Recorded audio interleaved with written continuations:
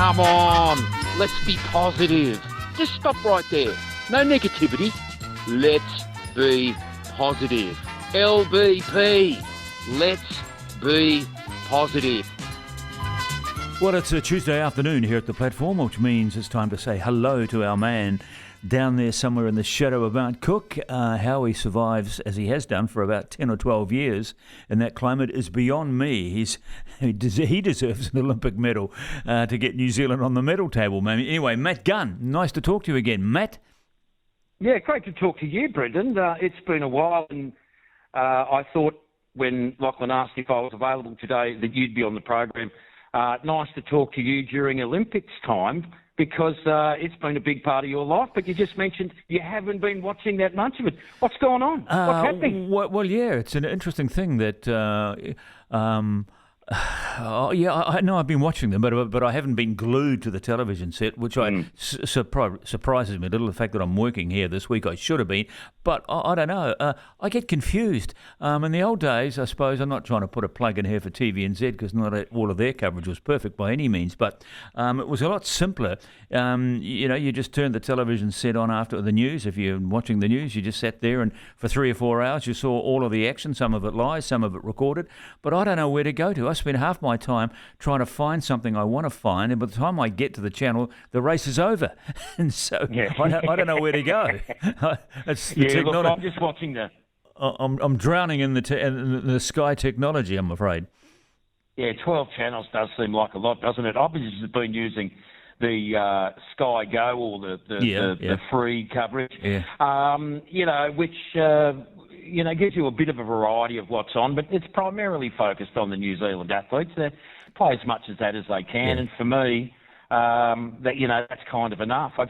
12 channels, a bit like you. It's just like with all these streaming services my wife and my daughter have got. Sometimes they spend 40 minutes trying to find a program to watch. There's so many to choose from that half the night's over by the time you decide on what you want to do. So, but the Olympics, though, Brendan, I'm reading that it's cost nearly $10 billion to put on. They reckon the return will be somewhere around $6 to $8 billion. And we see a young woman show up in a $6,000 diamond-encrusted leotard for the and none of the accommodation or food is good enough for the athletes. I mean, the days of the Olympics being the ultimate place to be, I don't know if it is that for the athletes anymore all the time. No, I think you're right. I'm hearing from a commentator, mates of mine who are over there working, and I've been with them for many years, and they're all telling me that it's really tough this time, that even the IOC, for all of those telephone numbers you've quoted, and you did, right, they bring in billions of dollars and they spend billions, but they also have hundreds of millions of dollars left over, which they distribute amongst the 200 countries. But my colleagues are telling me in Paris this time, even the IOC are feeling the financial pinch. They got no income, basically, from the last Olympic Games because there were no spectators, and the advertising revenue from the television networks around the world dropped because it wasn't quite the same or anything like the traditional Olympic Games. So they're feeling the pinch. Everyone's feeling the pinch over there and doing it tough. I was talking to a New Zealand print journalist yesterday who traditionally works out of the main press centre where you just sit there and there's a television set at every games venue, right? The 22 or 23 or 33 venues, whatever it is. So if you want to watch a New Zealand Archer, you look at, television number 19. If you want to see a New Zealand swimmer, you go to television set number 4. They're all gone. He said there's only 3 or 4 television sets at the main press centre. And he said every time an important race comes along, there's about 50 or 60 people all squeezed around one television set, sitting on dustbins, leaning up against the wall. And this is just the new reality. It's tough for everyone. So I suppose we're fortunate here that we can sit back and have a look at them. But you were telling me before we came on air that you were watching a bit of, synchronised diving. Was it for the uniforms or for the diving? No. A combination of both, probably, Brendan. But there's a young Australian couple there, 2 young ladies and 92 are going synchronised swimming, and ready for the gold medal dive. This was it for them. They just needed to perform reasonably well, and they had the gold. And for some reason, you don't see this too often, one of the girls has come flying off at about 45 degrees from the springboard, And she's ended up in a crumpled mess on the side. The two girls, they made their way to the side of the pool. There were a few coaches there to console. But the girl that dived well watched her partner break down in tears and shook her head and just walked off. Absolutely disgusted. I thought, this is the beauty of the Olympics, isn't it? All the pressure. You're in position for gold.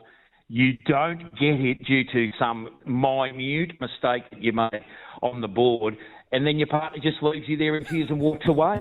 Mate, she's a tough old game sport these days, isn't it? It is, yeah. Well, I must confess, maybe I am getting too old for this business, but the other night when I saw the New Zealand swimmer, Erica Fairweather, I'm sure you're familiar with her, missing out on a bronze medal by, I don't know, a couple of hundredths of a second, and she finished fourth, and inevitably she had to do the television interview, and she was in tears. And I'm thinking, no. Sport's not that important in people's lives. You shouldn't be making, I'm not trying to be critical of the television company or even the interviewer, but we shouldn't be forcing athletes to cry to a global audience because they finished fourth in an Olympic final.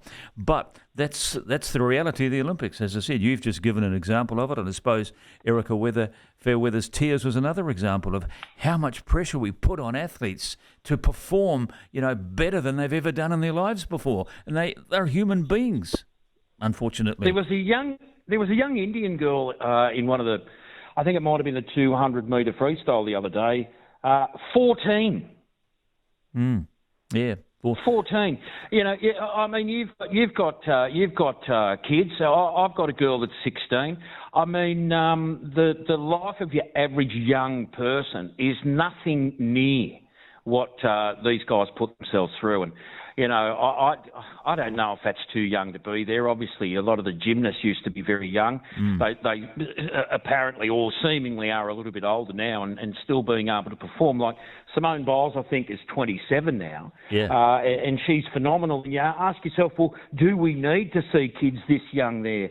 And I know that a lot of sports professionals these days are saying, and particularly in Australia with their sporting programs, we're trying to move away from getting kids too involved too young. We're not trying to get them to specialise too early because there's just too much in life to enjoy with a focus that can, I think they understand, ruin some of these kids. So 14-year-old, I thought at the Olympics, a tremendous effort, But, imagine being the parents of this girl just wondering how bad it could go. And I suppose the beauty is that she's good enough to have made it. But I just don't know about whether or not there's a huge amount of value going forward in this. It ruins a lot of teen actors and young kids in TV and theatre and productions, and I think sport probably does the same. They end up disappearing. But look, it's a tremendous thing, Brendan. But literally what they're doing there is they're running a village or a town which is 6 or 8 times the size of the town I live in. With the amount of people, and whether or not we can continue to go with the cost when most of these people are actually earning money to be there anyway. Look, I don't know what the future is, whether it's smaller. You could get rid of those opening and closing ceremonies in some ways. I mean, I don't even know what the opening ceremony was about, Brendan. Well, usually the theme of the opening ceremony is the history and the culture of the host country, which I always find a bit odd. I mean, it's just boasting what a wonderful country you are, and it's often these opening ceremonies are turned into PR exercises for the tourist board of the various countries. But this was very different. This was, I have to say, and I've been very cynical of opening ceremonies over the years because I've sat through and commentated them hour after hour after hour, asking myself, who in God's name is watching this tedious stuff back in New Zealand or Uzbekistan or anywhere? But this was mind-boggling. This was just spellbinding stuff. I can't even begin to think how many tens of millions, if not $100 million, the budget must have cost to do this thing. I doubt ever in the next 50 years there'll be an opening ceremony that could top what that did. In fact, as an American journalist said, bearing in mind that the next Olympic Games in Los Angeles, so you can imagine all the bright young things from Hollywood. The production houses there will be coming up with some wonderful ideas for the opening ceremony. But this American journalist said the only way Hollywood could top what France has done or Paris has done is if they put the opening ceremony on the moon or outer space. What else can... that's how good this show was.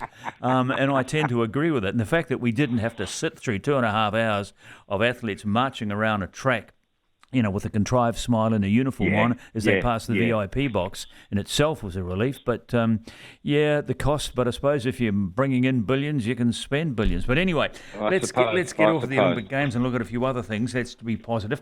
If anyone can be positive about the Warriors, given their plight now, it would be you. What's positive from the Warriors in 2024 now?